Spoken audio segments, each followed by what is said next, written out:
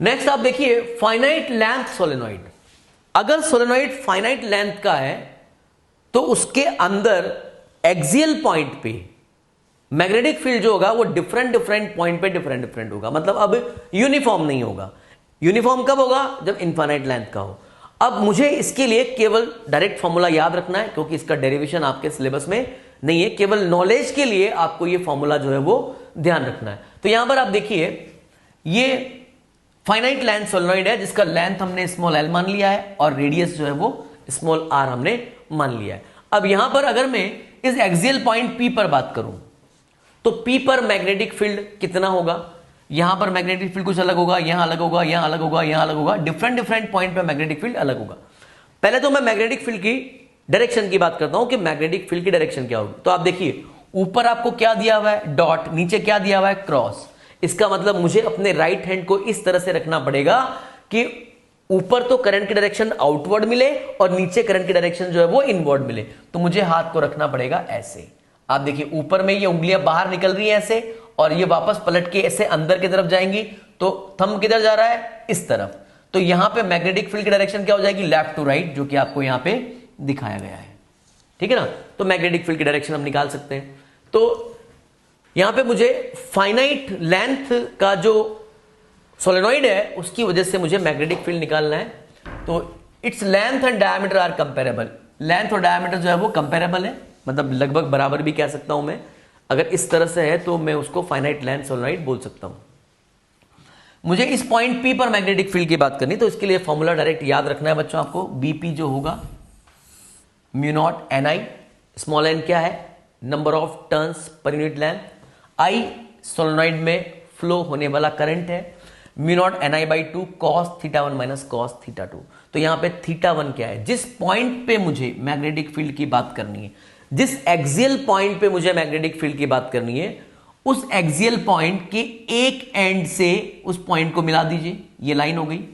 और एक्सिस से जो एंगल बनेगा वो तो थीटा 1 हो गया, और दूसरे एंड को जब हम मिलाएंगे तो एक्सिस से जो एंगल बन रहा है वो थीटा 2 हो गया। आप देखिए पॉइंट यहां पर है, इस एंड को मैंने इससे ज्वाइन कर लिया तो ये एक्सिस हो गई। एक्सिस से एंगल बन रहा है थीटा 1 और उसी डायरेक्शन में एंगल बनाना है। अब दूसरा एंड यहां पर हो गया और ये लाइन ज्वाइन कर दी हमने इसको, तो ये वाला जो एंगल बनेगा वो थीटा 2 हो जाएगा। तो यहां पे BP is equal to mu naught N I by 2 cos theta 1 minus cos theta 2। अब अगर मान लीजिए पॉइंट यहां पर है, ठीक है, अब मुझे यहां पर मैग्नेटिक फील्ड की बात करनी है, तो स्मॉल एन तो वही रहेगा, आई भी वही रहेगा, केवल थीटा 1 थीटा 2 चेंज होगा। तो जैसे मैं इसको ज्वाइन करता हूं ये से, तो ये वाला एंगल तो हो गया हमारा थीटा 1 के बराबर। फिर इसको मैं ज्वाइन करता हूं यहां पर, तो ये वाला यहां से यहां तक का एंगल क्या हो जाएगा हमारा? थीटा 2 के बराबर। तो थीटा 1 थीटा 2 की वैल्यू चेंज हो गई बच्चों। तो थीटा 1 थीटा 2 चेंज हो गया तो एक्सियल पॉइंट पर मैग्नेटिक फील्ड भी चेंज हो जाएगा। ठीक है, यहां पर एंगल क्या है? Angle theta 1 and theta 2 both measured in same sense from the axis of the solenoid to end vectors. तो ये तो हमने फाइनाइट लेंथ सोलेनॉइड के लिए बात की थी। फाइनाइट लेंथ सोलेनॉइड में अगर मान लीजिए किसी भी एक्सियल पॉइंट पे मुझे मैग्नेटिक फील्ड निकालना है तो इस फॉर्मूले की हेल्प से मैं निकाल सकता हूं। नेक्स्ट आप देखिए infinite length solenoid. Infinite length solenoid जैसे कि हम पहले भी बात कर चुके हैं, अगर लेंथ बहुत ज्यादा हो उसके रेडियस के कंपेयर में या डायमीटर के कंपेयर में, तो हम उसको इनफाइनाइट लेंथ सोलेनॉइड बोल सकते हैं। Its length very large as compare to its diameter, ends of solenoid tends to infinity. अब यहां पे देखिए इसमें दो केस हम डिस्कस करेंगे। Magnetic field at axial point which is well inside the solenoid. तो यहां देखिए आप, अगर मान लीजिए वेल इनसाइड द सोलेनॉइड है, तो जो हमने फॉर्मूले की बात की थी अभी, अंदर के किसी भी पॉइंट पर, वो था BP is equal to mu naught N I by 2 cos theta 1 minus cos theta 2। इस फॉर्मूले की हेल्प से हम इनफाइनाइट लेंथ सोलेनॉइड के लिए बात कर रहे हैं।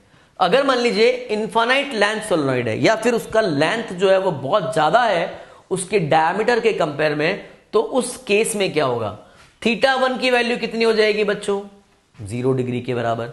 और थीटा 2 की वैल्यू कितनी हो जाएगी? 180 डिग्री के बराबर। यहां आप देखिए, जैसे मान लीजिए ये फाइनाइट लेंथ सोलेनॉइड है, ठीक है, और ये इसका एक्सिस हो गया है, यहां पर हम बात कर रहे हैं, और ये वाला एंगल तो बनेगा थीटा 1 और ये वाला एंगल बनेगा थीटा 2। अब अगर मैं इसकी लेंथ को बढ़ाता जाऊं, जैसे मान लीजिए मैंने लेंथ बढ़ा दिया इधर और इधर भी मैं लेंथ बढ़ाता जाऊं, ठीक है। तो जब मैं लेंथ को बढ़ाऊंगा तो अब आप ये देखिए यहां पर, अब इस एंड के लिए मैं बात करूं तो अब एंगल थीटा 1 की वैल्यू क्या हो जाएगी, कम हो जाएगी, और एंगल थीटा 2 की वैल्यू क्या हो जाएगी, बढ़ जाएगी। तो अगर इनफाइनाइट लेंथ का अगर सोलेनोइड होगा तो थीटा 1 कितना हो जाएगा, लगभग 0 डिग्री के बराबर, और थीटा 2 कितना हो जाएगा, 180 डिग्री के बराबर। जब इस फॉर्मूले में मैं वैल्यू पुट करूंगा थीटा 1 और थीटा 2 की, तो आप देखिए mu naught N I by 2 यहां पर हो गया cos 0 माइनस cos 180 के बराबर। सॉल्व करेंगे तो कितना आ जाएगा बच्चों, म्यू नॉट एन आई। इसका मतलब इनफाइनाइट लेंथ का अगर सोलेनोइड है तो उसके अंदर मैग्नेटिक फील्ड जो होगा वो लगभग यूनिफॉर्म होगा, जिसकी वैल्यू म्यू नॉट एन आई के बराबर होगी। अब नेक्स्ट में मान लीजिए मुझे इनफाइनाइट लेंथ सोलेनोइड तो है, लेकिन उसके किसी एंड पर मुझे मैग्नेटिक फील्ड की बात करनी है। जैसे मान लीजिए यहां पर एंड पे अगर मुझे मैग्नेटिक फील्ड निकालना है, एंड पॉइंट्स ऑफ सोलेनोइड, तो उसके लिए क्या होगा, थीटा 1 की वैल्यू क्या हो जाएगी, 90 डिग्री। अगेन मैं यहां पर बात करूं, इनफाइनाइट लेंथ सोलेनोइड है और मुझे उसके किसी एंड पर बात करनी है, राइट। मान लीजिए ये एंड है, मुझे इस एंड पर बात करनी है, ठीक है। तो यहां पर आप देखिए ये वाला एंगल तो कितना होगा, 90 डिग्री का हो जाएगा, और ये इधर इनफाइनाइट लेंथ है तो ये वाला एंगल कितना होगा, 180 डिग्री के बराबर। तो एक एंगल तो एंड पे अगर मैं बात करूं तो एक एंगल तो बच्चों 90 डिग्री बनेगा एंड पर तो, और दूसरे एंड पर जो एंगल बनेगा वो 180 डिग्री बनेगा। तो यहां पर आप देखिए theta 1 is equal to 90 degree and theta 2 is equal to 180 degree. तो क्या हो जाएगा, B is equal to mu naught N I by 2 cos 90 minus cos 180। Solve करेंगे तो कितना हो जाएगा, mu naught N I by 2 के बराबर। इसका मतलब क्या हुआ कि एंड पे जो मुझे मैग्नेटिक फील्ड मिलेगा, एक इनफाइनाइट लेंथ का जो सोलेनोइड है उसके एंड पॉइंट पे जो मैग्नेटिक फील्ड मिलेगा वो मुझे अंदर के किसी पॉइंट पर जो मैग्नेटिक फील्ड मिल रहा है उसका हाफ मिलेगा, राइट। कुछ पॉइंट्स है, solenoid normally taken as infinite long. अगर मान लीजिए आपको कुछ नहीं दिया हुआ है तो आपको मान के चलना है कि वो इनफाइनाइट लेंथ का ही सोलेनोइड है, और इनफाइनाइट लेंथ सोलेनोइड का मतलब होता है L very very greater than capital R. Magnetic field produced by solenoid does not depend on its radius of cross section. उसके क्रॉस सेक्शन एरिया पे डिपेंड नहीं करता है। किस पे डिपेंड करेगा बच्चों, देखिए आप यहां पे एक number of turns per unit length पे डिपेंड करेगा और एक उसके करंट पे डिपेंड करेगा। नेक्स्ट आप देखिए मैक्सवेल सोलेनोइड रूल। अगर मान लीजिए कोई भी करंट कैरिंग सोलेनोइड है और मुझे उसकी पोलैरिटी फाइंड आउट करनी है। पोलैरिटी का मतलब पहली बात तो करंट कैरिंग सोलेनोइड का जो बिहेवियर होता है वो एज ए बार मैग्नेट होता है, और बार मैग्नेट में जो है वो पोल्स होते हैं। उसी तरह से सोलेनोइड में भी पोल्स होंगे, नॉर्थ पोल और साउथ पोल, जिसको निकालने के लिए हम मैक्सवेल सोलेनोइड रूल्स की हेल्प लेते हैं। तो यहां पर आप देखिए हमारा राइट हैंड जो है, अगर मैं कर्लिंग फिंगर्स को करंट की डायरेक्शन में रखता हूं, जैसे मान लीजिए यहां पर ये सोलेनोइड है, इसमें करंट फ्लो ऐसे हो रहा है, ये करंट इस तरह से आप देखिए, और यहां से ये बाहर निकल गया। तो करंट की डायरेक्शन में मैंने कर्लिंग फिंगर्स को रखा। करंट की डायरेक्शन में जब मैं कर्लिंग फिंगर्स को रखूंगा तो थंब जिस डायरेक्शन में होगा उधर वाला एंड तो नॉर्थ बनेगा और उसके बैक साइड वाला जो एंड है वो साउथ बनेगा। तो आप देखिए कर्लिंग फिंगर्स जो है वो करंट की डायरेक्शन में मैंने रख दिया, थंब इधर जा रहा है तो ये वाला नॉर्थ बनेगा, ये वाला साउथ बनेगा। इसी तरह से यहां आप देखिए, यहां पे करंट जो है वो ऐसे अंदर से निकल रहा है और फिर यूं बाहर आ रहा है इस तरह से, राइट। तो मुझे अपनी फिंगर्स को ऐसे रखना पड़ेगा, राइट हैंड फिंगर्स को यूं। अब थंब किधर जा रहा है बच्चों, इस तरफ, तो ये वाला एन बनेगा, ये वाला एस बनेगा। तो इस तरह से मैं मैक्सवेल सोलेनोइड रूल की हेल्प से जो सोलेनोइड है उस सोलेनोइड में जो एन और एस पोल बन रहे हैं उनकी पोलैरिटी में फाइंड आउट कर सकता हूं कि कौन सा पोल जो है वो एन होगा और कौन सा पोल जो है वो एस होगा। Magnetic field produced by solenoid is directed along its axis. हमने पहले भी बात की है कि जो भी मैग्नेटिक फील्ड आपको मिलेगा सोलेनोइड के अंदर वो एक्सिस के अलोंग मिलेगा। Magnetic field inside the solenoid is uniform. Inside the solenoid जो मैग्नेटिक फील्ड होगा वो यूनिफॉर्म मिलेगा, और outside the solenoid magnetic field जो है वो जीरो मिलेगा। तो जैसे मान लीजिए magnetic field outside the volume of the solenoid approaches to zero. Outside the solenoid का मतलब ये होगा, जैसे मान लीजिए ये सोलेनोइड है तो यहां पे मैग्नेटिक फील्ड रहेगा, इस रीजन में मैग्नेटिक फील्ड जो है वो जीरो रहेगा, इस रीजन में भी मैग्नेटिक फील्ड जो है वो जीरो रहेगा, ठीक है।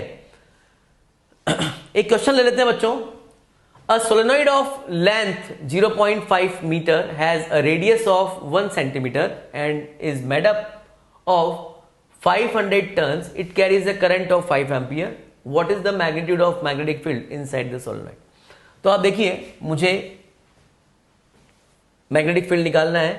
रेडियस 1 सेंटीमीटर है और लेंथ जो है वो 0.5 मीटर है। तो लेंथ उसके रेडियस के कंपेयर में, या फिर मैं यूं कहूं कि लेंथ जो है वो 50 सेंटीमीटर है और रेडियस जो है वो 1 सेंटीमीटर है। इसका मतलब L is very very greater than R है। और अगर ऐसा है तो मैं उसको इनफाइनाइट लेंथ सोलेनॉइड मान सकता हूं। और इनफाइनाइट लेंथ सोलेनॉइड के लिए मैग्नेटिक फील्ड होता है म्यू नॉट एन आई। तो यहां पर मैं इसको यूं भी कह सकता हूं, म्यू नॉट यानी कि 4 पाई इंटू 10 की पावर -7 हो जाएगा। स्मॉल n को मैं लिखूंगा कैपिटल N बाई L लिख सकते हैं, और करंट फ्लो रहा है इसमें I के बराबर। तो ये हो जाएगा 4 पाई इंटू 10 की power -7 into number of turns कितने बच्चों, 500 टर्न्स। कितनी लेंथ में, 0.5 में।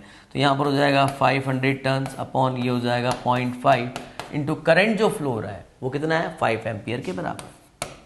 ठीक है, तो यहाँ से जब इसको सॉल्व करेंगे तो ये तो हो गया 10, तो 5 से 5 कैंसिल हो गया।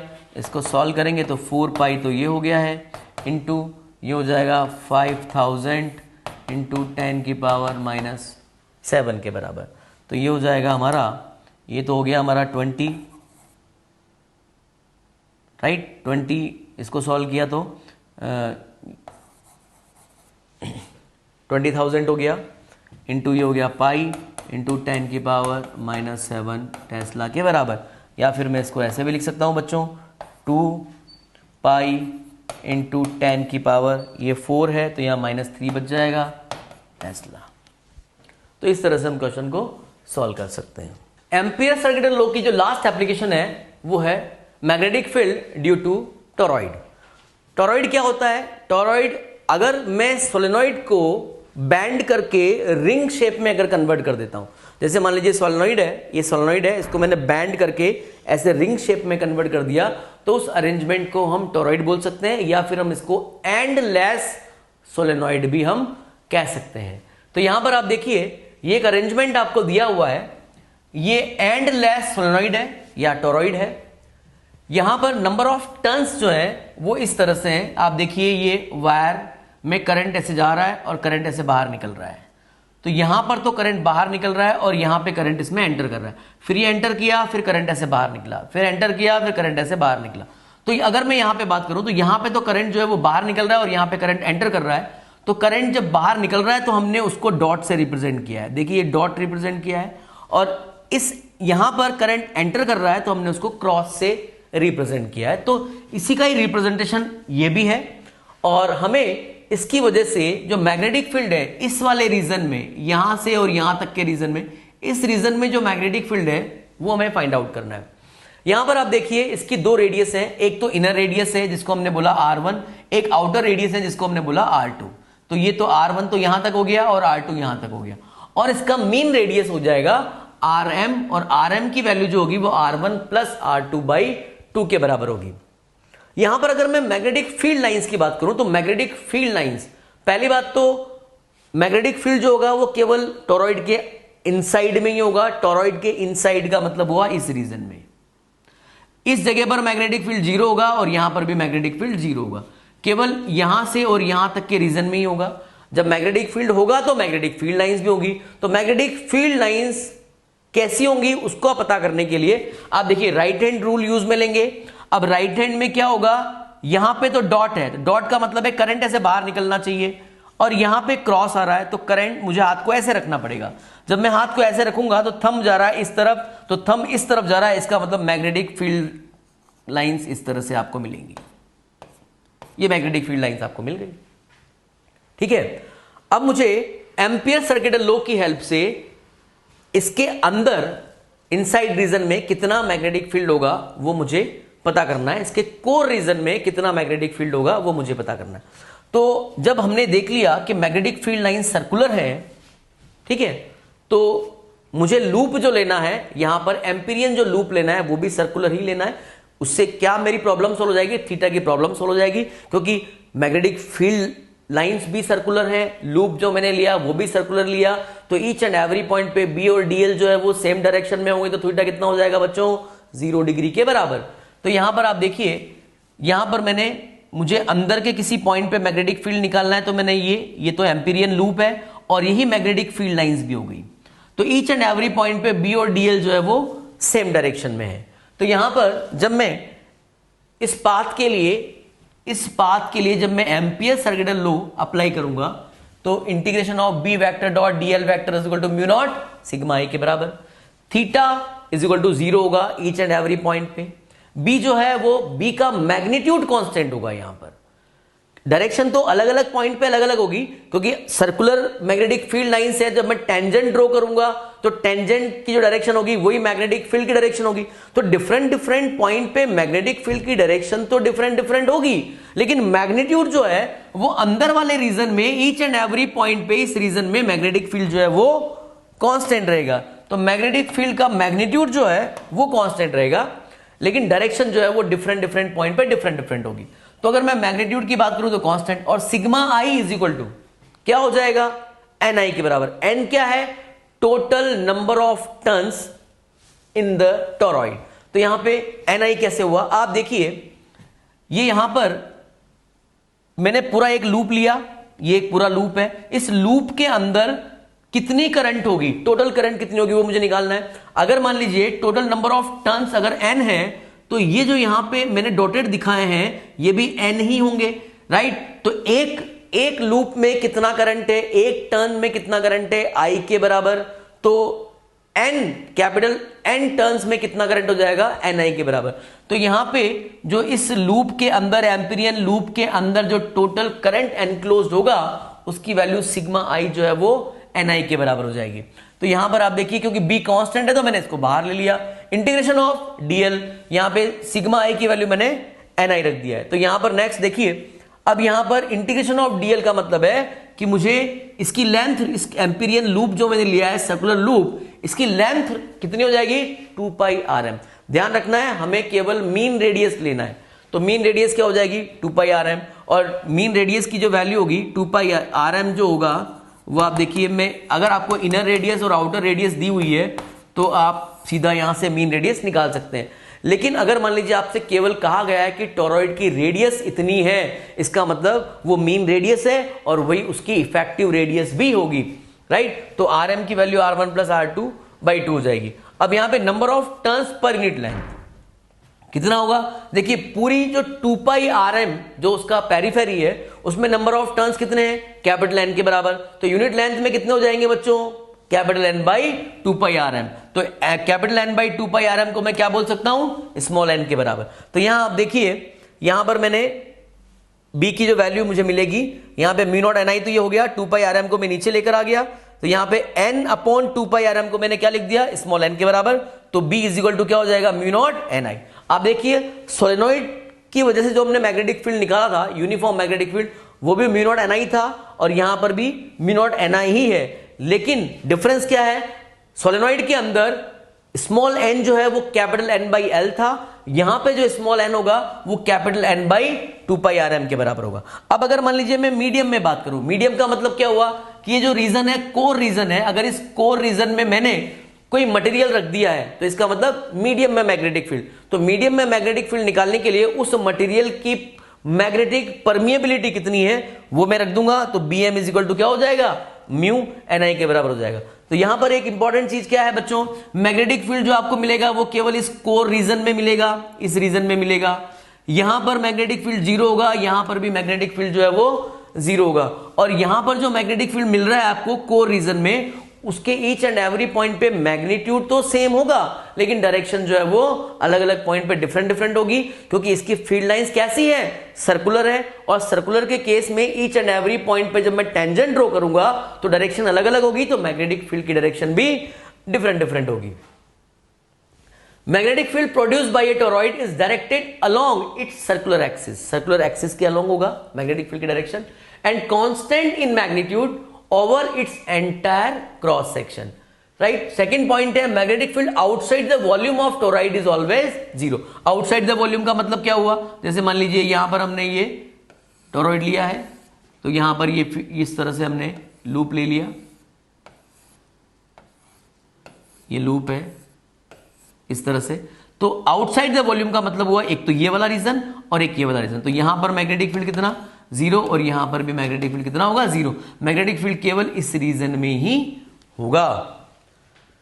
Next, magnetic field at the centre of toroid is always 0। Magnetic field at centre of toroid, centre of toroid का मतलब यहां पर हो गया, यहां पर मैग्नेटिक फील्ड कितना होगा, हमेशा 0 होगा। The television uses the solenoid to generate magnetic field. Television में मैग्नेटिक फील्ड के लिए हम सोलेनॉइड को ही काम में लेते हैं, यूनिफॉर्म मैग्नेटिक फील्ड को प्रोड्यूस करने के लिए। एक पॉइंट और है, the synchrotron uses a combination of both solenoid and toroid to generate high magnetic field. High magnetic field को जनरेट करने के लिए सिंक्रोट्रॉन एक मशीन है जिसकी हेल्प से हम इलेक्ट्रॉन को बहुत हाई काइनेटिक एनर्जी तक उसको एक्सेलरेट कर सकते हैं, और उसके लिए हमें मैग्नेटिक फील्ड और इलेक्ट्रिक फील्ड की रिक्वायरमेंट होती है। तो यहां पर आप देखिए, synchrotron uses a combination of both solenoid and magnetic field, solenoid and toroid to generate high magnetic fields. Synchrotron क्या है, it is a large machine that accelerates electrons to almost the speed of light. एक question आपको दिया हुआ बच्चों यहां पर toroid से संबंधित, a closely wound solenoid 80 centimetre long has 5 layers of windings of 400 turns each. The diameter of the solenoid is 1.8 centimeter. If the current carried is 8 ampere, estimate the magnitude of B inside the solenoid near its center. सबसे पहले आप देखिए, length आपको दिया हुआ है 80 centimetre, layer कितनी है, 5 layers, windings of 400 turns each, एक लेयर में 400 टर्न्स है, तो 5 लेयर में कितने टर्न्स हो जाएंगे बच्चों, 5 लेयर में कितने हो जाएंगे, 5 को मैं 4 से मल्टीप्लाई कर दूंगा तो नंबर ऑफ टर्न्स मिल गए। Diameter of the solenoid is 1.8। अब आप देखिए, लेंथ उसका 80 सेंटीमीटर है और डायमीटर 1.8 है, तो इसका मतलब L is very very greater than R होगा, या L is very very greater than D कह सकता हूं मैं, डायमीटर D। तो इसलिए मैं उसको इनफाइनाइट लेंथ सोलेनॉइड मान सकता हूं, या मैं उसको लॉन्ग सोलेनॉइड भी मान सकता हूं। करंट फ्लो रहा है 8 एम्पियर, मुझे मैग्नेटिक फील्ड निकालना है, तो यहां पे देखिए मैग्नेटिक फील्ड क्या हो जाएगा, B is equal to mu naught NI के बराबर। ठीक है, यहां पे नंबर ऑफ टर्न्स जो होंगे, टोटल नंबर ऑफ टर्न्स जो होंगे वो 400 इंटू 5 लेयर्स हैं, तो 2000 नंबर ऑफ टर्न्स हो जाएंगे। यहां पर ये ध्यान रखना है, क्योंकि आप देखिए 5 लेयर्स हैं और एक लेयर में 400 टर्न्स हैं, तो टोटल नंबर ऑफ टर्न्स कितने होंगे, 2000। तो यहां पर मैं कह सकता हूं म्यू नॉट की वैल्यू, यहां पर म्यू नॉट और स्मॉल n को मैं कैपिटल N I/L, ये हो जाएगा, ये मैंने स्मॉल n की वैल्यू रख दी कैपिटल N/L। यहां पर आप देखिए म्यू नॉट की वैल्यू हो जाएगी 4 पाई इंटू 10 की पावर -7, कैपिटल N हो जाएगा हमारे पास 2000 अपॉन स्मॉल l कितना है 80 सेंटीमीटर, उसको मीटर में कन्वर्ट करेंगे तो कितना हो जाएगा बच्चों 0.8 मीटर, इंटू करंट कितना है हमारे पास 8 एम्पियर, तो यहां पे 8। इसको जब मैं सॉल्व करूंगा तो मुझे अंदर कितना मैग्नेटिक फील्ड है वो टेस्ला में मिल जाएगा। नेक्स्ट आप देखिए, एक और क्वेश्चन है, a toroid has a core, toroid का क्वेश्चन है, non ferromagnetic of inner radius 25 centimetre and outer radius दिया हुआ मुझे 26 सेंटीमीटर। मतलब R1 आपको दे दिया है, R1 जो है वो है 25 सेंटीमीटर और R2 आपको दे दिया 26 centimetre, around which 3500 turns of a wire are wound. मतलब नंबर ऑफ टन्स आपको कितने दे दिए बच्चों, 3500 turns, right. If the current in the wire is 11 ampere, current की वैल्यू है I is equal to 11 ampere, what is the magnetic field outside the toroid, inside the core of the toroid and in the empty space surrounded by the toroid। तो जैसे मान लीजिए ये हमारे पास toroid है इस तरह से, और ये नंबर ऑफ टर्न्स है, ये देखिए आप, ये नंबर ऑफ टर्न्स, राइट। अब आप देखिए आउटसाइड द टोरॉइड का मतलब हुआ यहां पे बाहर में, तो यहां पे मैग्नेटिक फील्ड कितना होगा 0, तो फर्स्ट का क्या हो गया, फर्स्ट हो जाएगा 0 0। Inside the core of the toroid. Inside the core of the toroid का मतलब वो ये वाला region, inside the core of the toroid का मतलब ये रीजन हो गया। तो यहां पर मैग्नेटिक फील्ड कितना हो जाएगा, B is equal to mu naught N और आई, या फिर मैं कह सकता हूं म्यू नॉट एन की वैल्यू क्या हो जाएगी, कैपिटल एन अपॉन टोरॉइड के केस में क्या हो जाएगा 2 पाई आर एम के बराबर इनटू आई, राइट। तो यहां पे आर एम में निकाल सकता हूं क्योंकि मुझे इनर रेडियस और आउटर रेडियस गिवन है, इसलिए आर एम क्या हो जाएगा बच्चों, R M is equal to हो जाएगा R1 प्लस R2 अपॉन 2। ये सेंटीमीटर में मुझे दिया हुआ है तो मीटर में कन्वर्ट करना पड़ेगा, ये आपको ध्यान रखना है। म्यू नॉट की वैल्यू हम रखेंगे 4 पाई इंटू 10 की पावर -7 हमने रख दिया। n की वैल्यू कितनी है 3500 अपॉन 2 पाई, यहां पर है इसे आर एम की वैल्यू यहां से सॉल्व करके फिर उसको मीटर में कन्वर्ट करके यहां पुट कर देंगे। आई की वैल्यू हम रखेंगे 11, सॉल्व करेंगे तो इस रीजन में मुझे मैग्नेटिक फील्ड मिल जाएगा, बी पार्ट ये हो गया। अब in the empty space surrounded by the toroid, in the empty space surrounded by, empty space कौन सा हो गया, ये वाला, ये खाली है। यहां पर भी मैग्नेटिक फील्ड कितना होगा बच्चों 0, हम पहले ही बात कर चुके हैं। तो सी पार्ट में जो आंसर आएगा वो भी कितना आ जाएगा 0 के बराबर। तो इस तरह से हम क्वेश्चंस को, टोरॉइड और सोलेनोइड से रिलेटेड क्वेश्चन को हम सॉल्व कर सकते हैं। Next we will discuss magnetic force on moving charge particle in magnetic field.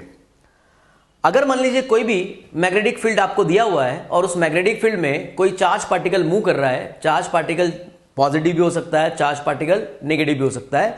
अगर वो उसके अंदर मूव करता है तो उस पर एक फोर्स लगता है और फोर्स की वैल्यू होती है Fm vector is equal to Q V cross B. अगर मैं यहां पर यूनिफॉर्म मैग्नेटिक फील्ड की बात करूं, जैसे यहां पर डायग्राम में आपको दिया हुआ है एक यूनिफॉर्म मैग्नेटिक फील्ड है और चार्ज पार्टिकल हमने माना है पॉजिटिव चार्ज पार्टिकल।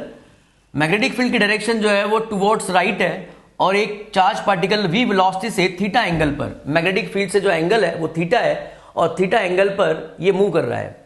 तो इस पर जो फोर्स की वैल्यू होगी उसका फॉर्मूला है Fm vector is equal to Q V cross B. यहां पर अगर मैं मैग्नीट्यूड की बात करूं तो Fm इज इक्वल टू हो जाएगा Q V B sine theta, क्योंकि हम जानते हैं v क्रॉस b जो है वो वी बी साइन थीटा के बराबर होता है, where theta angle between v vector and b vector.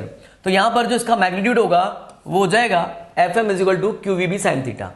अब अगर हम यहां पे डिफरेंट केस लेते हैं तो जैसे मान लीजिए थीटा इज इक्वल टू 0 या theta is equal to 180 degree है, इसका मतलब ये हुआ theta is equal to 0 degree का मतलब हुआ कि मैग्नेटिक फील्ड के पैरेलल चार्ज पार्टिकल मूव कर रहा है, और theta is equal to 180 degree का मतलब हुआ मैग्नेटिक फील्ड के anti parallel charge particle move कर रहा है।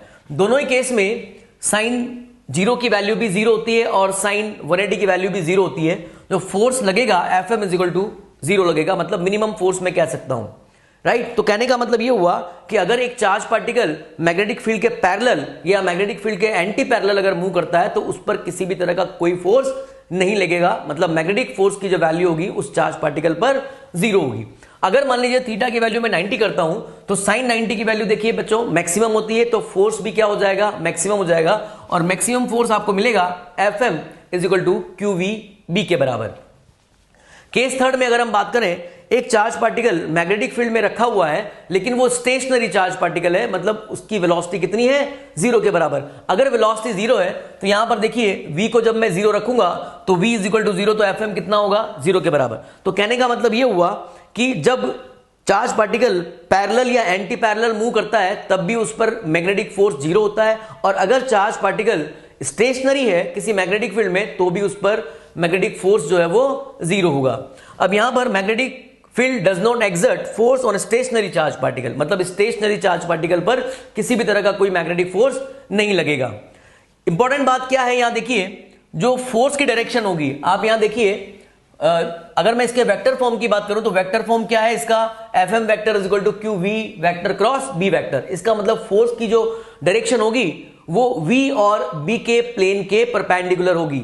जैसे यहां पर मान लीजिए वेलोसिटी की डायरेक्शन ये है, मैग्नेटिक फील्ड ये है, अगर मैं वेलोसिटी की डायरेक्शन दी हुई है, मैग्नेटिक फील्ड की डायरेक्शन आपको दी हुई है, अगर मैं फोर्स की डायरेक्शन निकालूं तो मैं राइट हैंड रूल से निकाल सकता हूं, और राइट हैंड रूल क्या बोलता है, आप ये देखिए पहले v आ रहा है बाद में b आ रहा है, तो मैं राइट हैंड को अगर v से b की तरफ मूव करूंगा तो थंब किसको रिप्रेजेंट करेगा बच्चों, मैग्नेटिक फोर्स की डायरेक्शन को रिप्रेजेंट करेगा। तो पॉजिटिव चार्ज पे जो फोर्स की डायरेक्शन होगी, जिसको यहां पर दिखाया गया है एफएम वेक्टर से, जो कि V और B के प्लेन के परपेंडिकुलर होगी, जिसको हम किससे फाइंड आउट कर सकते हैं? राइट हैंड थंब रूल से। तो यहां पर देखिए, direction of magnetic force is perpendicular to both V vector and B vector. तो यहां हम कह सकते हैं एफएम वेक्टर जो है वो V वेक्टर के भी परपेंडिकुलर होगा और एफएम वेक्टर जो है वो B वेक्टर के भी परपेंडिकुलर होगा, and it is given by right hand rule. तो राइट हैंड रूल से हम यहां पे मैग्नेटिक फोर्स की डायरेक्शन को फाइंड आउट कर सकते हैं। अब यहां पर आप देखिए, अगर मान लीजिए मुझे वेलोसिटी वेक्टर और मैग्नेटिक फील्ड जो है वो एक दूसरे के परपेंडिकुलर है, तो उस केस में हमारे पास कुछ रूल्स हैं, उस रूल्स की हेल्प से भी हम मैग्नेटिक फोर्स की डायरेक्शन को फाइंड आउट कर सकते हैं। जैसे फर्स्ट रूल है राइट हैंड पाम रूल। कब यूज में लेना है बच्चों? जब velocity vector and magnetic field vector एक दूसरे के परपेंडिकुलर हो। तो यहां पर यह रूल क्या बताता है कि अगर मान लीजिए राइट हैंड है, अगर मान लीजिए वेलोसिटी, थंब को हम वेलोसिटी से रिप्रेजेंट कर रहे हैं, तो फिंगर्स जो है वो मैग्नेटिक फील्ड को रिप्रेजेंट करेगी और पाम से जो फोर्स लगेगा वो मैग्नेटिक फोर्स की डायरेक्शन को रिप्रेजेंट करेगा। यहां देखिए, थंब जो है वो वेलोसिटी को रिप्रेजेंट कर रहा है, फिंगर्स जो हैं वो मैग्नेटिक फील्ड की डायरेक्शन को रिप्रेजेंट कर रही है। तो पाम से जो फोर्स लगना है, जैसे ऊपर की तरफ है, तो पाम से जो फोर्स लगना है वो किसको रिप्रेजेंट करेगा? मैग्नेटिक फोर्स की डायरेक्शन को रिप्रेजेंट करेगा। लेकिन ये रूल्स हमें कब यूज में लेना है? जब वेलोसिटी और मैग्नेटिक फील्ड एक दूसरे के परपेंडिकुलर हो। तो इंपॉर्टेंट देखिए, थंब जो है वो V वेक्टर को रिप्रेजेंट कर रहा है, फिंगर्स जो है वो मैग्नेटिक फील्ड को रिप्रेजेंट कर रहा है, तो पाम जो है वो किसको रिप्रेजेंट करेगा बच्चों? मैग्नेटिक फोर्स की डायरेक्शन को रिप्रेजेंट करेगा। एक और रूल है नेक्स्ट जो है फ्लेमिंग लेफ्ट हैंड रूल। यह भी हमें कब यूज में लेना है? जब वेलोसिटी और मैग्नेटिक फील्ड एक दूसरे के परपेंडिकुलर हो। तो इसमें आप देखिए, अगर मान लीजिए मिडिल फिंगर जो है वो वेलोसिटी को रिप्रेजेंट कर रही है, ये मिडिल फिंगर है, ये जो है फोर फिंगर जो है वो मैग्नेटिक फील्ड की डायरेक्शन को रिप्रेजेंट कर रही है, और थंब जो है वो किसको रिप्रेजेंट करेगा? मैग्नेटिक फोर्स की डायरेक्शन को रिप्रेजेंट करेगा। ये फ्लेमिंग लेफ्ट हैंड रूल है। तो फ्लेमिंग लेफ्ट हैंड रूल का मतलब हुआ हमें लेफ्ट हैंड को यूज में लेना है। यहां पर मिडिल फिंगर जो है वो वेलोसिटी को रिप्रेजेंट करेगी, फोर फिंगर जो है वो मैग्नेटिक फील्ड की डायरेक्शन को रिप्रेजेंट करेगी, और थंब जो है वो किसको रिप्रेजेंट करेगा? मैग्नेटिक फोर्स की डायरेक्शन को रिप्रेजेंट करेगा। ये फॉर्मूला भी या ये रूल्स भी हमें कब यूज में लेना है? जब V vector perpendicular to B vector हो। लेकिन अगर V और B परपेंडिकुलर नहीं है तो सिंपली हम राइट हैंड रूल्स को यूज में ले सकते हैं। वही V क्रॉस B की डायरेक्शन कैसे निकालते हैं हम जानते हैं। पहले V आ रहा है तो राइट हैंड को V की उंगलियों को V की तरफ रखेंगे और V से किधर घूमेंगे बच्चों? B की तरफ घूमेंगे। थंब जिधर जाएगा वो किसको रिप्रेजेंट करेगा? मैग्नेटिक फोर्स की डायरेक्शन को रिप्रेजेंट करेगा। अब देखिए, कुछ एग्जांपल हम लेते हैं जिससे हम मैग्नेटिक फोर्स की डायरेक्शन को फाइंड आउट कर सकते हैं। सपोज मान लीजिए यहां पर ये कोई मैग्नेटिक फील्ड आपको दिया हुआ है, ये मैग्नेटिक फील्ड अगर आपको क्रॉस दिया हुआ है, इसका मतलब क्या हुआ बच्चों? इसका मतलब हुआ कि मैग्नेटिक फील्ड जो है वो इस प्लेन के परपेंडिकुलर इनवर्ड है, राइट? अब एक चार्ज पार्टिकल है प्लस Q चार्ज पार्टिकल, और वो V वेलोसिटी से इस मैग्नेटिक फील्ड में एंटर कर रहा है। मुझे इस पर फोर्स की डायरेक्शन निकालनी है। आप कोई भी रूल यूज में ले सकते हैं यहां पर, क्योंकि वेलोसिटी और मैग्नेटिक फील्ड एक दूसरे के परपेंडिकुलर है। आप देखिए, वेलोसिटी की डायरेक्शन ये हो गई और मैग्नेटिक फील्ड जो है वो अंदर की तरफ है, तो इसका मतलब है कि दोनों एक दूसरे के परपेंडिकुलर है। तो हम राइट हैंड पाम रूल भी यूज कर सकते हैं और हम फ्लेमिंग लेफ्ट हैंड रूल भी यूज कर सकते हैं। दोनों से आंसर सेम ही आएगा, और V क्रॉस B तो हम लगा ही सकते हैं, वो तो हमेशा ही लगेगा, राइट?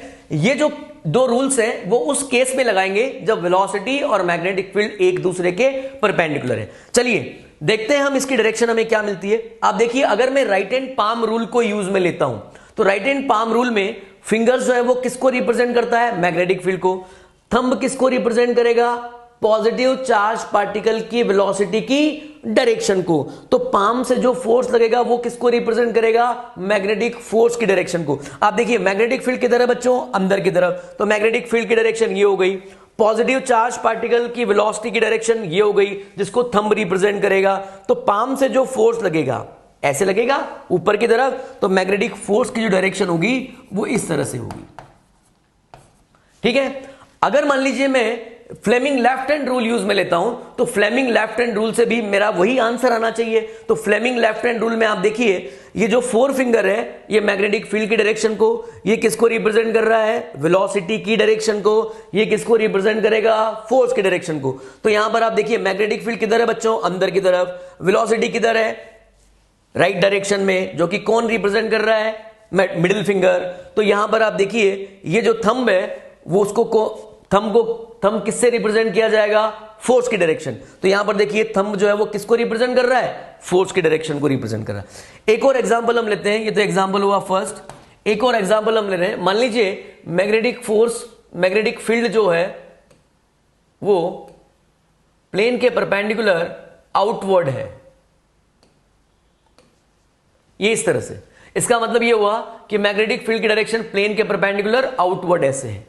अब कोई भी चार्ज पार्टिकल है, सपोज मान लीजिए ये चार्ज पार्टिकल है प्लस क्यू, और ये v वेलोसिटी से इसके अंदर एंटर कर रहा है। तो वेलोसिटी की डायरेक्शन तो ये हो गई अपवर्ड, और मैग्नेटिक फील्ड की डायरेक्शन हो गई आपकी तरफ, राइट। दोनों एक दूसरे के परपेंडिकुलर हैं, तो हम यहां पे राइट हैंड पाम रूल भी लगा सकते हैं और फ्लेमिंग लेफ्ट हैंड रूल भी लगा सकते हैं। चेक करते हैं दोनों से डायरेक्शन को। सबसे पहले आप देखिए, अगर मैं राइट हैंड पाम रूल को यूज में लूंगा तो फिंगर्स जो है वो किसको रिप्रेजेंट करेगा बच्चों, मैग्नेटिक फील्ड की डायरेक्शन को।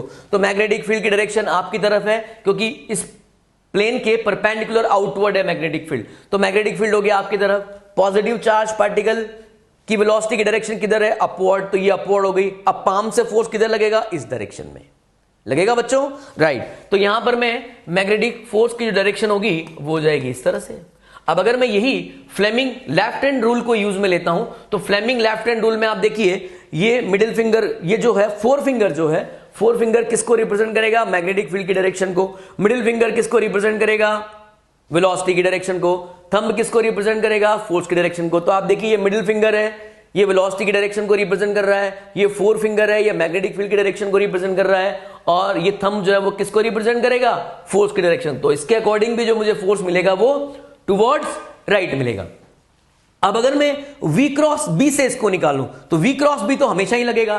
तो यहां पर आप देखिए मैं इस जगह पर v क्रॉस b लगा रहा हूं, तो v की डायरेक्शन क्या है बच्चों, ये v की डायरेक्शन हो गई, ये तो हो गई v की डायरेक्शन। और मैग्नेटिक फील्ड की डायरेक्शन क्या होगी, अंदर की तरफ, ये तो हो गया v, ये आप देखिए ये तो v हो गया, ये हो गया अंदर की तरफ, ये हो गया b। अब v क्रॉस b से मैं चलूंगा तो v क्रॉस b किधर जा रहा है, थंब ऊपर की तरफ, तो इसका मतलब मैग्नेटिक फोर्स की डायरेक्शन ऊपर की तरफ आपको मिल गई। यहां पर आप देखिए अगर मैं यहां पर v क्रॉस b लगाता हूं तो v क्रॉस b में देखिए v किधर है बच्चों, ऊपर की तरफ है, मैग्नेटिक फील्ड किधर है, आपकी तरफ, ये देखिए ये तो हो गया v, ये तो v से रिप्रेजेंट किया जाएगा, मैग्नेटिक फील्ड जो है वो हो गया आपकी तरफ। तो v क्रॉस b की तरफ चलेंगे तो v से b की तरफ घुमाओ हाथ को, राइट हैंड को, ये हो गया। थंब किधर जा रहा है, इस डायरेक्शन में, क्या रिप्रेजेंट करेगा, मैग्नेटिक फोर्स को रिप्रेजेंट करेगा। तो v क्रॉस b जो फार्मूला है जिससे हम निकाल रहे हैं डायरेक्शन, वो तो हमेशा ही लगेगा। राइट हैंड पाम रूल और फ्लेमिंग लेफ्ट हैंड रूल हम केवल उस केस में लगाएंगे जब वेलोसिटी और मैग्नेटिक फील्ड एक दूसरे के परपेंडिकुलर हो। अब यहां पर एक क्वेश्चन ये आता है कि अगर मान लीजिए चार्ज पार्टिकल नेगेटिव हो तो क्या होगा बच्चों। तो ये जो रूल हमने बात की है, ये रूल जो है वो केवल हमने पॉजिटिव चार्ज पार्टिकल के लिए ही बात की है। लेकिन अगर मान लीजिए चार्ज पार्टिकल नेगेटिव हो तब क्या होगा, तो वो भी हम देख लेते हैं। सपोज मान लीजिए ये मैग्नेटिक फील्ड आपको दिया हुआ है, चार्ज पार्टिकल -q है, राइट, और ये v वेलोसिटी से एंटर कर रहा है। अब मुझे इस पर फोर्स की डायरेक्शन मान ली। आप एक बार ये मान के चलें कि ये पॉजिटिव चार्ज पार्टिकल है, मान लिया ये पॉजिटिव चार्ज पार्टिकल। तो पॉजिटिव चार्ज पार्टिकल के लिए तो रूल्स हमारे पास है ही, तो मैंने इसको पॉजिटिव चार्ज पार्टिकल मान के और फोर्स की डायरेक्शन निकाल ली है। तो इसको पॉजिटिव चार्ज पार्टिकल में मानूंगा और मैं राइट हैंड पाम रूल लगा रहा हूं, तो ये तो हो गया वेलोसिटी की डायरेक्शन जो कि थंब रिप्रेजेंट करेगा, फिंगर्स जो है वो मैग्नेटिक फील्ड की डायरेक्शन। अब फोर्स किधर लग रहा है बच्चों, ऊपर की तरफ, राइट, फोर्स की डायरेक्शन ऊपर की तरफ है। तो ये ऊपर की तरफ फोर्स की जो डायरेक्शन मिली वो किस पर मिली, पॉजिटिव चार्ज पार्टिकल के लिए मिली। लेकिन चार्ज पार्टिकल क्या है, यहां पर नेगेटिव है, तो नेगेटिव चार्ज पार्टिकल की डायरेक्शन पॉजिटिव के लिए जो डायरेक्शन मिली थी उसका जस्ट अपोजिट हो जाएगा। बस केवल आपको इतना ध्यान रखना है, अगर कोई भी नेगेटिव चार्ज पार्टिकल मूव कर रहा है मैग्नेटिक फील्ड में तो आप उसको पहले पॉजिटिव चार्ज पार्टिकल मानकर डायरेक्शन निकाल लीजिए और उस डायरेक्शन को जस्ट रिवर्स कर दीजिए, वो डायरेक्शन किसके लिए मिल जाएगी बच्चों? नेगेटिव चार्ज पार्टिकल के लिए। तो नेगेटिव चार्ज पार्टिकल के लिए डायरेक्शन किधर मिलेगी? नीचे की तरफ। तो ये ध्यान रखना है आपको कि जो रूल्स की हेल्प से हम निकाल रहे हैं वो पॉजिटिव चार्ज पार्टिकल पर मैग्नेटिक फोर्स की डायरेक्शन निकाल रहे हैं। अगर चार्ज पार्टिकल नेगेटिव है तो हम क्या करेंगे? पहले उसको पॉजिटिव मान के डायरेक्शन निकालेंगे, फिर उसकी रिवर्स डायरेक्शन कर देंगे, तो वो किसके लिए मिल जाएगा? हमें नेगेटिव चार्ज पार्टिकल के लिए डायरेक्शन मिल जाएगी। तो इस तरह से हम कोई भी चार्ज पार्टिकल जो कि मैग्नेटिक फील्ड में मूव कर रहा है, हम उसकी डायरेक्शन को फाइंड आउट कर सकते हैं, मैग्नेटिक फोर्स की डायरेक्शन को हम फाइंड आउट कर सकते हैं। नेक्स्ट कुछ स्पेशल पॉइंट है। मान लीजिए एफएम और वी एक दूसरे के परपेंडिकुलर होता ही है। हम जानते हैं कि जो भी फोर्स लग रहा है, मैग्नेटिक फोर्स लग रहा है, वो वेलोसिटी के भी परपेंडिकुलर होगा, और वो फोर्स जो है वो मैग्नेटिक फील्ड के भी परपेंडिकुलर होगा, हमेशा ही होगा।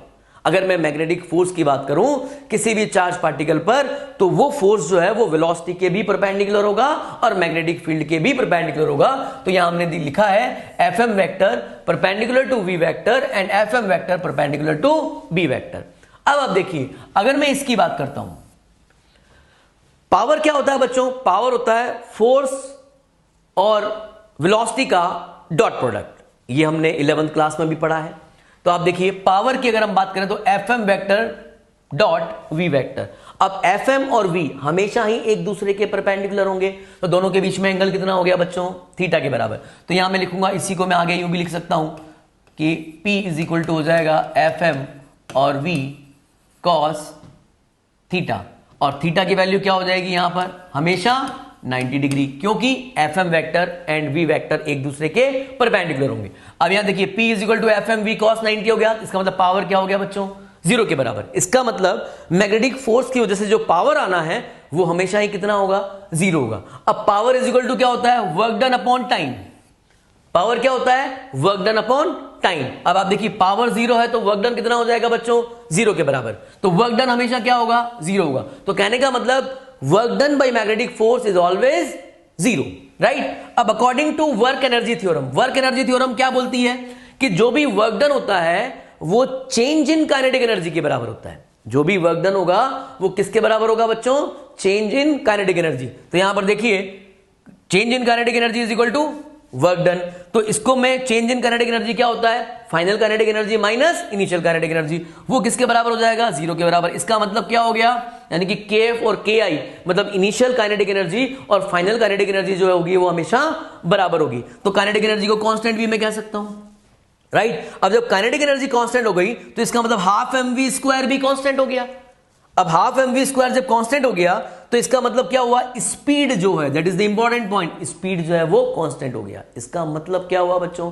इसका मतलब यह हुआ कि अगर मान लीजिए कोई भी चार्ज पार्टिकल किसी मैग्नेटिक फील्ड में अगर मूव करता है तो मैग्नेटिक फोर्स कभी भी उस चार्ज पार्टिकल की स्पीड को चेंज नहीं कर सकता है। किसको ध्यान रखना है? किसको चेंज नहीं कर सकता है? स्पीड को चेंज नहीं कर सकता, लेकिन वेलोसिटी एंड मोमेंटम को वो चेंज कर सकता है। वेलोसिटी और मोमेंटम चेंज कब हो जाएगा? अगर मान लीजिए डायरेक्शन अगर चेंज हो जाती है तो वेलोसिटी और मोमेंटम चेंज हो जाएगा। तो यहां पर इंपॉर्टेंट क्या है कि मैग्नेटिक फोर्स कभी भी किसी चार्ज पार्टिकल की स्पीड को चेंज नहीं कर सकता है, मतलब काइनेटिक एनर्जी को चेंज नहीं कर सकता है, लेकिन उसकी वेलोसिटी से मतलब यहां पर हो गया डायरेक्शन को वो चेंज कर सकता है। अगर डायरेक्शन भी चेंज हो जाएगी तो वेलोसिटी तो चेंज हो गई ना, या मोमेंटम को और वेलोसिटी को वो चेंज कर सकता है। That is the important point जो आपको ध्यान रखना है। क्या ध्यान रखना है आपको? मैग्नेटिक फोर्स जो है वो कभी भी किसी चार्ज पार्टिकल की स्पीड को चेंज नहीं कर सकता है, लेकिन किसी चार्ज पार्टिकल की वेलोसिटी को चेंज कर सकता है और मोमेंटम को वो चेंज कर सकता है। ठीक है बच्चों, नेक्स्ट हम लेते हैं motion of charge particle in uniform magnetic field. अब यहां पर हमने बात की है कि जैसे मैग्नेटिक फोर्स जो होता है वो होता है Q V B sine theta.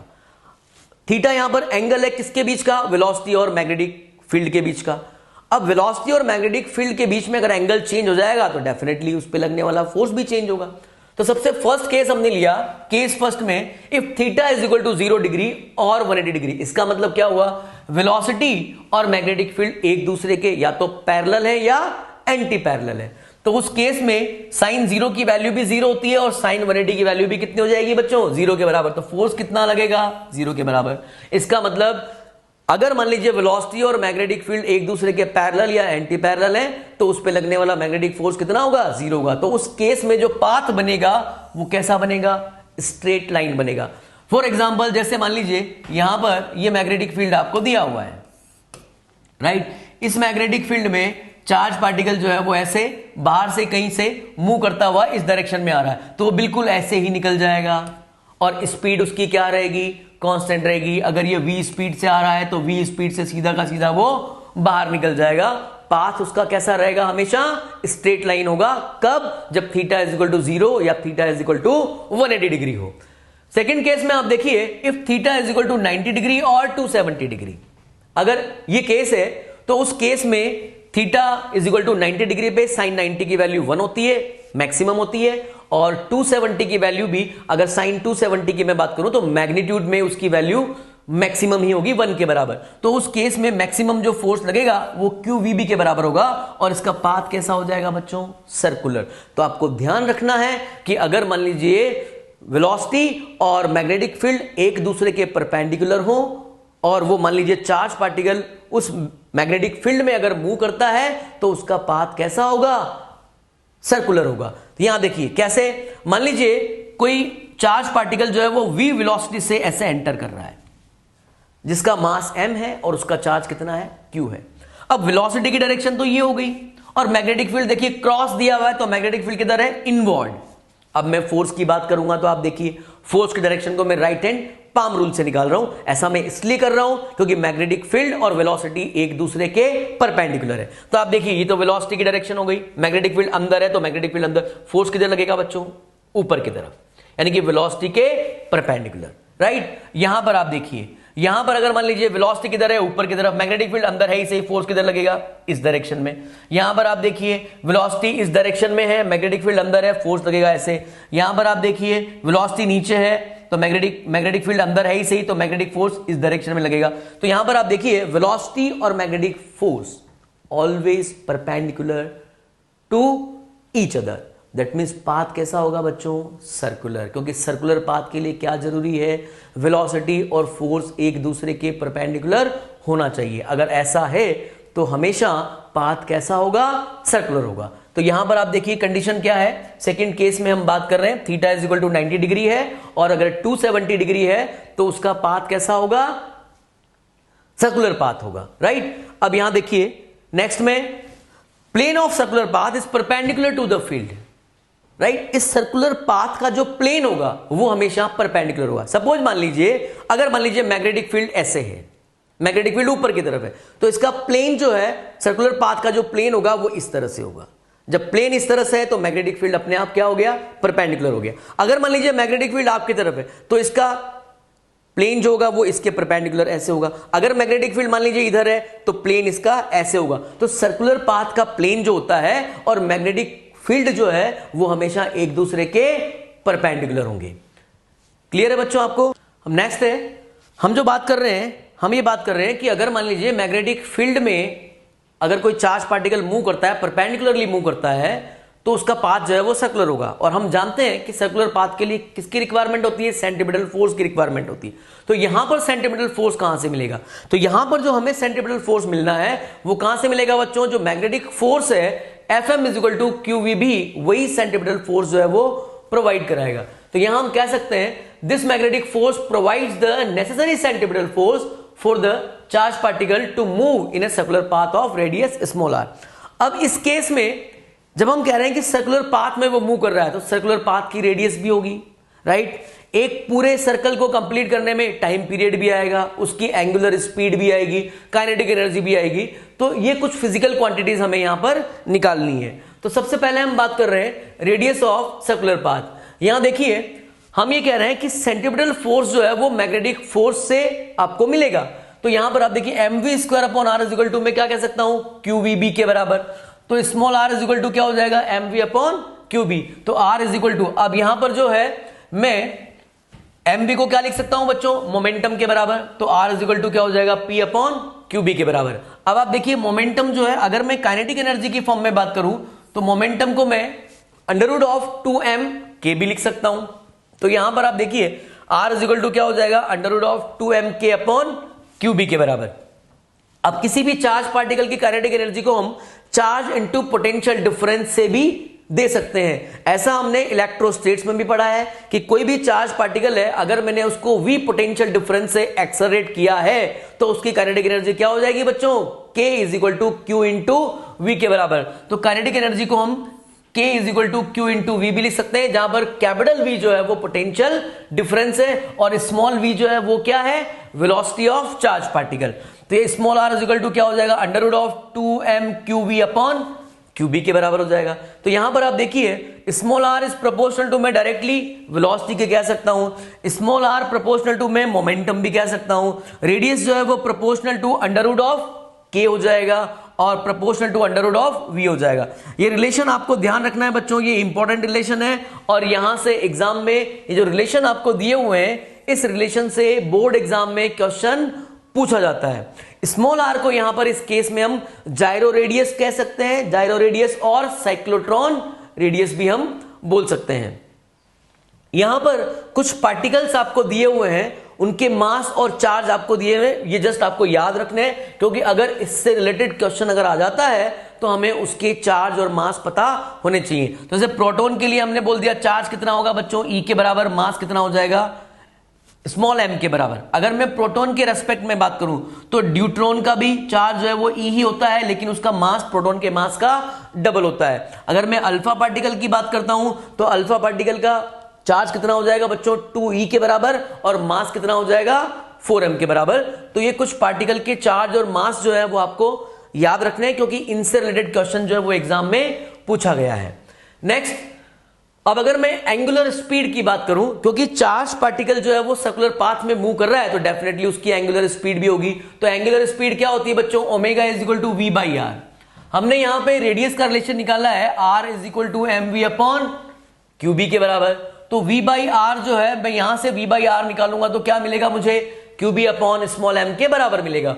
और v बाई आर को मैं क्या लिख सकता हूं, एंगुलर वेलोसिटी, क्योंकि आपने पढ़ा होगा v is equal to omega R, ये रिलेशन आपने पढ़ा है 11th क्लास में। तो v upon small r is equal to क्या हो जाएगा, एंगुलर वेलोसिटी या एंगुलर स्पीड के बराबर। तो ओमेगा इज इक्वल टू आपको यहां पर मिल गया qb अपॉन स्मॉल m के बराबर, राइट। अब यहां पर फ्रीक्वेंसी की अगर मैं बात करूं तो फ्रीक्वेंसी क्या हो जाएगी बच्चों, क्योंकि ओमेगा को मैं 2 पाई एफ लिख सकता हूं, तो यहां पे 2 पाई एफ इज इक्वल टू क्या हो जाएगा, QB अपॉन m के बराबर। तो f इज इक्वल टू क्या मिल जाएगा मुझे, QB अपॉन 2 पाई m।